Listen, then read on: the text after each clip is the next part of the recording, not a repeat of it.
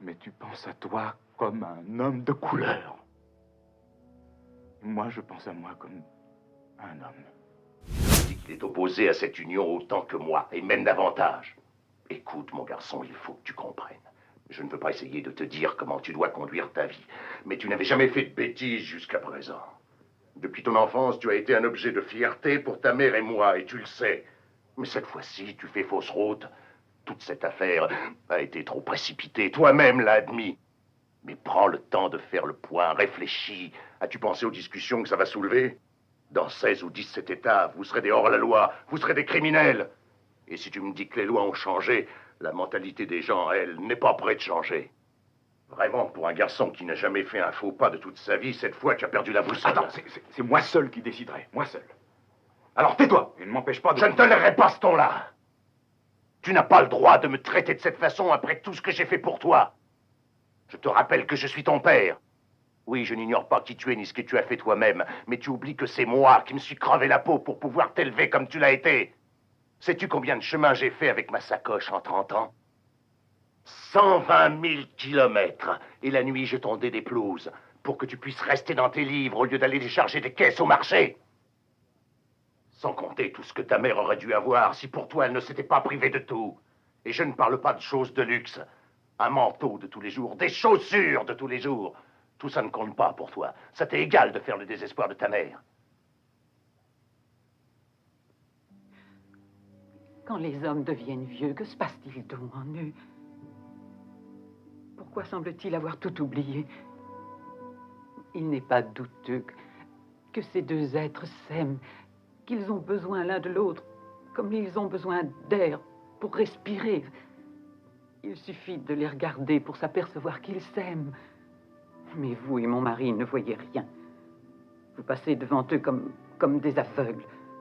La seule chose qui vous touche, c'est que ça va poser des problèmes. Mais avez-vous été touché par le rayonnement de leur amour? Avez-vous senti ce qu'ils s'apportent l'un à l'autre?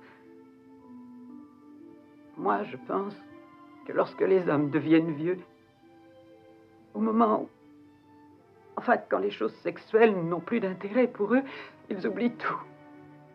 Ils oublient même que la passion existe. Si vous avez éprouvé une fois dans votre vie ce que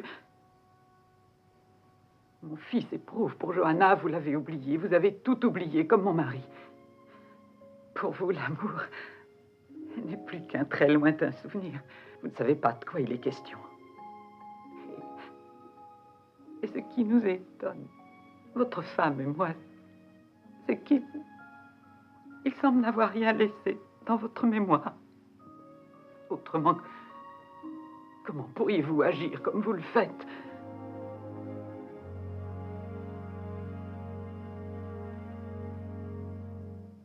Je me moque de ce que dit ta mère. Elle a peut-être aussi perdu la tête. C'est une affaire entre toi et moi. C'est la première chose sensée que tu viens de dire. C'est une affaire entre toi et moi. Oui, et ce que je veux dire, c'est que... Non, tu as dit ce que tu voulais dire. Alors maintenant, à moi. Tu dis que tu n'as pas l'intention de te mêler de la façon dont je mène ma vie. Tu n'as pourtant pas cessé de le faire. Tu prétends me dicter mes droits à faire ceci et par cela. Tu fais le compte des sacrifices que tu as faits pour moi. Je ne suis pas d'accord avec toi. Je ne te dois rien, rien du tout.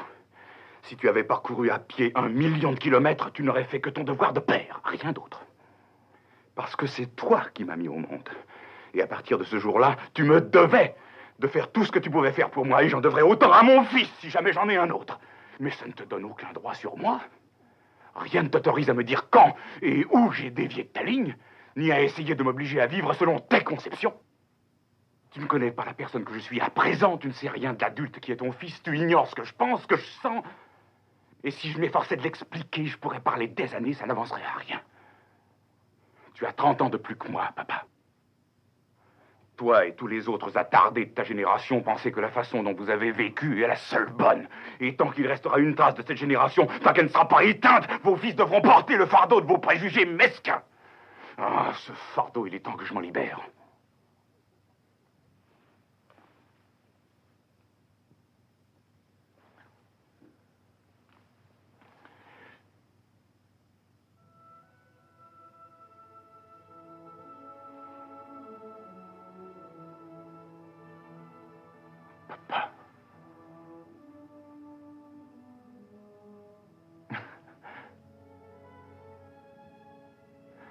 Tu es mon père. Et moi, ton fils, je t'aime beaucoup. Il y a 37 ans que je t'aime. Et je t'aimerai toute ma vie. Mais tu penses à toi comme un homme de couleur. Moi, je pense à moi comme un homme.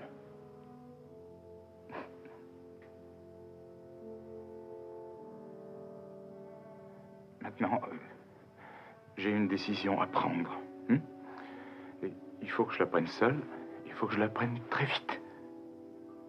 Alors, veux-tu aller sur la terrasse et tenir compagnie à maman?